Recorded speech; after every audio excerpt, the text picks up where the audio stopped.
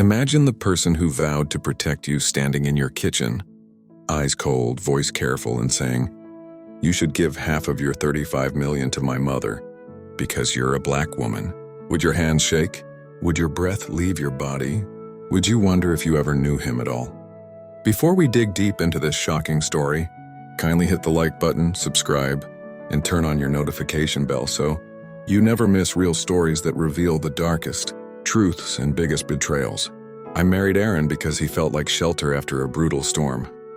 I had worked 2 jobs, hustled through grad school, and carried the quiet weight that so many black women do competent in crisis. Invisible in comfort, he was the first man who didn't flinch at my ambition or my scars. Or so I thought. We weren't rich. We were resourceful.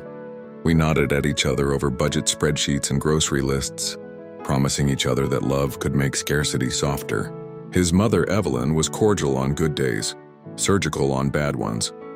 She'd smile at me with a precision that felt almost like a knife and say, "In this family, women support the men who carried the name."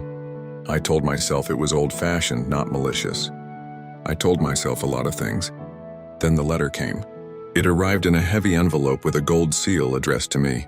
My former mentor, the woman who taught me how to negotiate a contract and look a man straight in the eye, had passed away. She left me the majority of her estate, $35,000. I read the number 3 times, waiting for it to rearrange itself into something less absurd. When I told Aaron, his mouth fell open, then closed. He hugged me, said, "We're blessed," and I believed him. For exactly 2 days. On the 3rd day, he said we should have dinner with his mother. "It's only right," he said. "This changes everything." Evelyn's dining room table could seat 12, but she said only 3 places. The white linen like hospital sheets. She poured wine, lips tight, eyes calculating. "We're proud of you," she began, and then she didn't say my name again. She spoke of legacy, of family structure, of how back in the day, elders guided large sums to protect marriages from jealousy and outsiders. When she said outsiders, her gaze slid across my skin and settled on my hair, my nose, the parts of me that didn't belong to her bloodline. Then Aaron cleared his throat, and in a voice I recognized from boardrooms, not from our bed, he said, "Mom should steward half. It'll keep us safe and it's culturally appropriate. You're a black woman. You don't know how people will come for you." The room went very quiet. I heard my heartbeat in my ears. I looked at my husband, the man I'd fed, covered, defended, and he wouldn't meet my eyes. "Because I'm a black woman?" I asked. "It's not like that," he said immediately. "It's about optics. Our world." Whose world? After that, every conversation was a negotiation I hadn't agreed to. "It's just paperwork," Aaron told me. "Temporary control." He used phrases like asset shielding and family governance. I used words like no. He softened his voice, then sharpened it. He was gentle, then sarcastic, then suddenly furious. He reminded me of his student loans, the sacrifices he made when my mother was ill. The nights he stayed up with me studying for the bar, he told the story until I became selfish. In bed, he rolled away. In the morning, he tried again. "This is how families who last do it, babe. My mother has experience. This is new to you and your community. People get jealous." I felt it then, not love, not protection, ownership.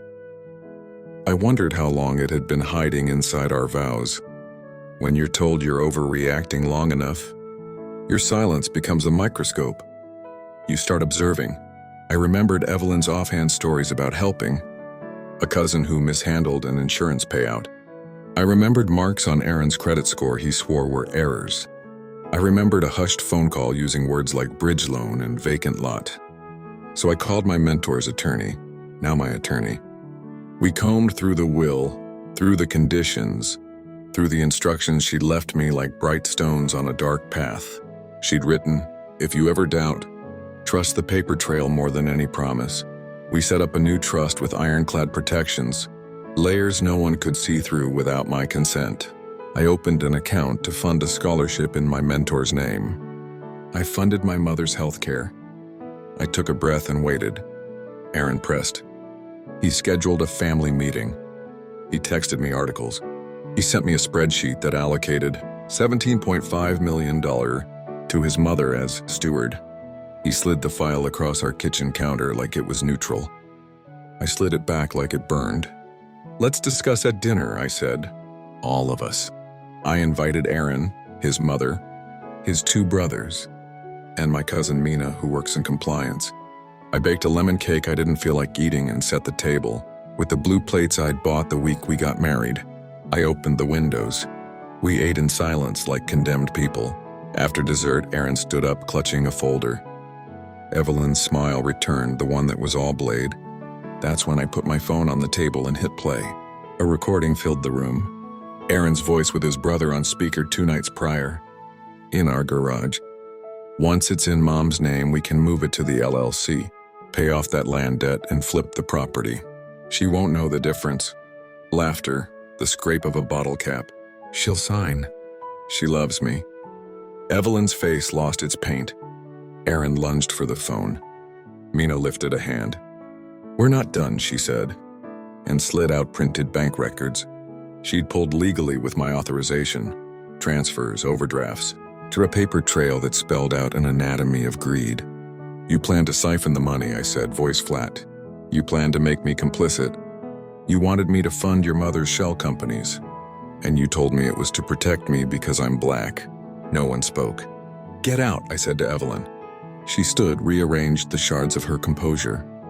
"You don't speak to me that way in my son's house." "It's my house," I said quietly. "Check the deed." Aaron cried that night. He cried like a boy, not a man. He said he was scared of money, scared of me changing, scared of being less than in the story of our lives. He said his mother had insisted. He said he wasn't a racist. He was just what? Practical?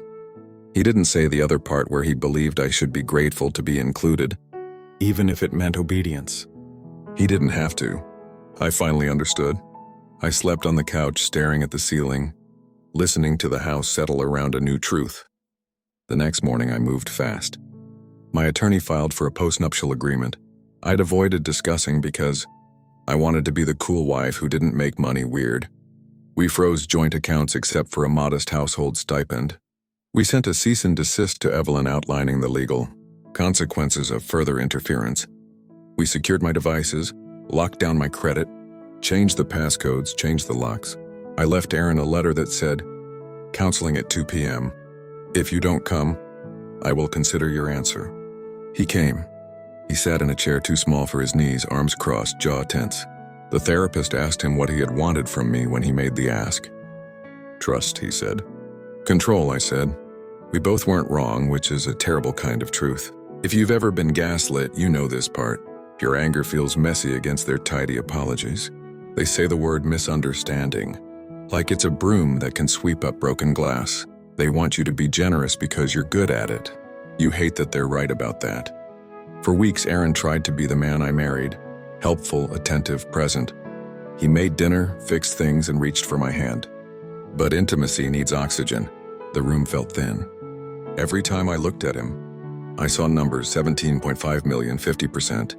Half of me as a bargaining chip because of the black skin I would live and die in. He asked if we could try again. I asked if he could say the sentence out loud. What I asked was racist. He let silence answer for him. The day the divorce papers were served, it rained the way it only rains when the sky needs to confess something. He stood on the porch, soaked, letter in one hand, wedding ring in the other. "I did love you," he said. "I believe you," I said. "But you loved me as long as you were in charge." He started to speak, then stopped. He looked at the house, the windows we washed together, the basil plant I kept alive on the sill. He looked like a man standing in a museum of a life he could no longer touch. "I wanted to belong," he said finally. "So did I answered. "Not as someone's asset. People will tell you freedom is a clean break. It isn't. It's paperwork and crying. In your car because your playlist shuffled to your wedding song. It's cooking for one and still setting 2 plates. It's answering nosy texts with polite fire. It's relearning your body without bracing for the next demand. It's also deciding what your money means. I wrote checks that didn't ache. I endowed scholarships for Black women in law and finance. I funded a small clinic in my mentor's old neighborhood. I bought my mother a porch swing. I sat on it with her on Sundays and let the quiet find me. I still check my doors twice at night. I still stand in my kitchen sometimes and hear his voice saying, "Because you're a black woman," and it lands like a bruise that's yellowed but not gone. But I also hear my own voice louder now. It says no, it says mine. It says enough. If you're listening, if you've gotten this far, put yourself in my shoes and ask yourself the question I didn't ask soon enough. Who benefits if you doubt your own worth? Greed wears costumes. Sometimes it wears a wedding band. Sometimes it sounds like tradition or protection. Sometimes it uses your race, your body, your history as proof that you should be managed. I'm not a cautionary tale. I am a woman who chose discomfort over captivity. I'm the descendant of women who stitched freedom out of thin air and dared to call it a future. Months later, Aaron asked to meet at a cafe. He had a beard now, the kind men grow when they want to look like they've learned. "I'm in therapy," he said. "I'm learning what I inherited that wasn't money." "I'm glad," I said, and I meant it.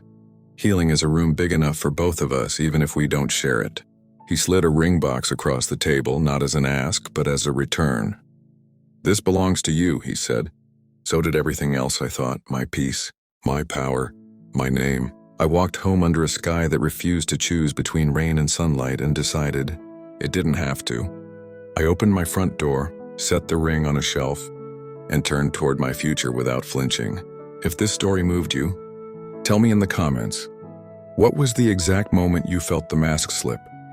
And if you're watching this from anywhere in the world, drop your city. Your support means everything. Thanks for watching. Don't forget to hit the like button, subscribe, and turn on your notification bell so you never miss true stories filled with betrayal, suspense, and emotional twists. Until next time, stay alert, stay safe, and remember, not every love is what it seems.